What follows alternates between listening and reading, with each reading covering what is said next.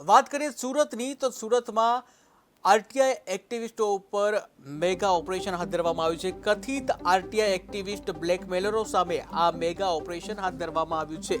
2 દિવસમાં 13 ફરિયાદ થઈ। સુરત પોલીસે 3 આરોપીની ધરપકડ કરી છે। ત્યારે સરકારી કચેરીમાં કામ કરતી બહેન માહિતી લીકેજ કરતી હતી, લોકોના મિલકતના નકશા ભાઈને આપતી હતી।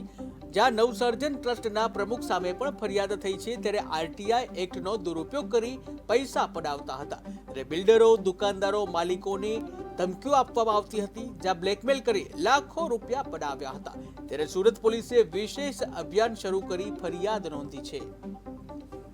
આરટીઆઈ જે કાયદો છે એનો દુરુપયોગ કરીને માહિતી મેળવી અને જે લોકોની અંગત જીવનની પોતાના અંગત મિલકતની માહિતી મેળવી અને એ લોકોને દબાવતા ધમકાવતા હતા અને એ લોકોને પૈસા પડાવતા હતા, એવા 13 ફરિયાદો દાખલ કરવામાં આવી છે। એમાં ગઈકાલે 11 ફરિયાદો દાખલ કરવામાં આવી છે। એમાં સૌથી વધુ જે ફરિયાદો છે એ મુસ્તાક હુસેન બેગ, હબીબ સૈયદ અને એક સાકિર શેખ, 3 વિરુદ્ધમાં 3 ફરિયાદો દાખલ કરવામાં આવી છે। અને બીજા જે અન્ય ઇસમો છે કે જેનું નામ છે રમેશ કિશનલાલ જહાંગીર, અફતાબ શેખ, જાવેદ ચાંદાભાઈ શેખ તથા તલહા ચાંદીવાલા અને ઇબ્રાહિમ રસુલખાન પઠાણ, મકસૂદ નજીરભાઈ નાતાલવાલા અને યુસુફ ખાન રસુલખાન પઠાણ કે જેઓ નવસર્જન ટ્રસ્ટનો લેટરપેડનો ઉપયોગ કરીને માહિતી માંગી અને પછી લોકોને રંજાડતા હતા।